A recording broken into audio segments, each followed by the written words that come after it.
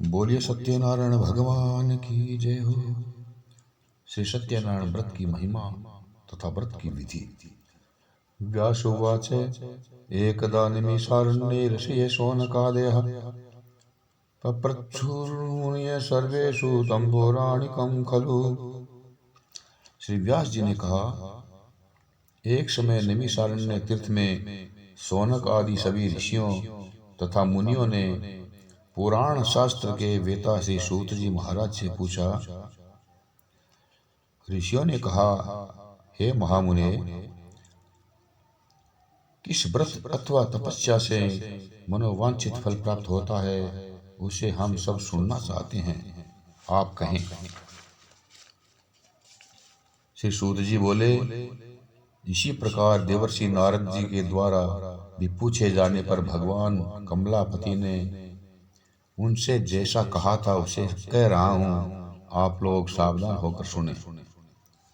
एक समय योगी नारद जी लोगों के कल्याण की कामना से विविध लोकों में भ्रमण करते हुए मृत्यु लोक में आए और यहाँ उन्होंने अपने कर्म फल के अनुसार नाना योनियों में उत्पन्न सभी प्राणियों को अनेक प्रकार के क्लेश दुख भोगते हुए देखा तथा किस उपाय से इनके दुखों का सुनिश्चित रूप से नाश हो सकता है, ऐसा मन में विचार करके वे विष्णु लोक गए।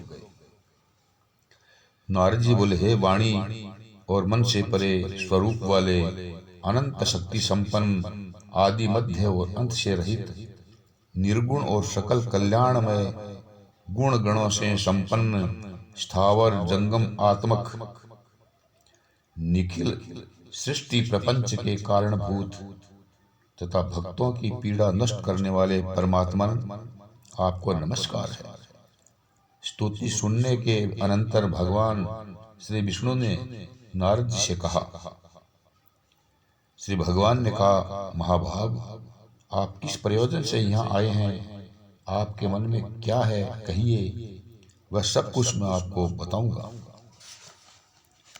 नारद जी बोले, भगवान, मृत्यु लोक में अपने पाप कर्मों के द्वारा विभिन्न योनियों में उत्पन्न सभी लोग बहुत प्रकार के क्लेशों से दुखी हो रहे हैं। हे नाथ, किस लघु उपाय से उनके कष्टों का निवारण हो सकेगा?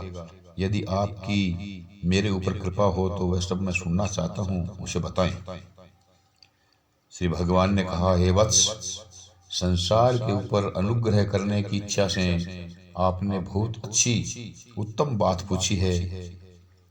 जिस व्रत के करने से प्राणी मोह से युक्त हो जाता है, मोह से मुक्त हो जाता है, उसे आपको बताता हूँ, सुनो। हे वत्स, स्वर्ग और मृत्यु लोक में दुर्लभ भगवान सत्यनारायण का एक महान पुण्यप्रद व्रत है। आपके स्नेह के कारण इस समय मैं उसे कह रहा हूँ। अच्छी प्रकार विधि विधान से भगवान सत्यनारायण का व्रत करके मनुष्य शीघ्र ही सुख प्राप्त करके परलोक में मोक्ष प्राप्त कर सकता है। भगवान की ऐसी वाणी सुनकर नारद मुनि ने कहा। नारद जी बोले, हे प्रभु, इस व्रत को करने का फल क्या है, इसका विधान क्या है, इस व्रत को किसने किया और कब इसे करना चाहिए, ये सब विस्तार पूर्वक बतलाइए। श्री भगवान ने कहा, यह सत्यनारायण व्रत दुख शोक आदि का शमन करने वाला, धन धान्य की वृद्धि करने वाला, सौभाग्य और संतान देने वाला तथा सर्वत्र विजय प्रदान करने वाला है। जिस किसी भी दिन भक्ति और श्रद्धा से समन्वित होकर मनुष्य ब्राह्मणों और बंधु बांधवों के साथ धर्म में तत्पर होकर सायंकाल भगवान सत्यनारायण की पूजा करे, निवेद्य के रूप में उत्तम कोटि के भोजनीय पदार्थ को सवाया मात्रा में भक्ति पूर्वक अर्पित करना चाहिए। केले का फल, घी, दूध, गेहूं का चूर्ण अथवा गेहूं के चूर्ण के अभाव में साठी चावल का चूर्ण, शक्कर या गुड़, यह सब भक्ष्य सामग्री सवाया मात्रा में एकत्र करके निवेदित करनी चाहिए।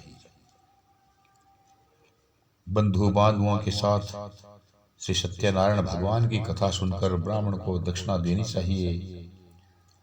उसके बाद बंधु बांधवों के साथ ब्राह्मणों को भोजन कराना चाहिए।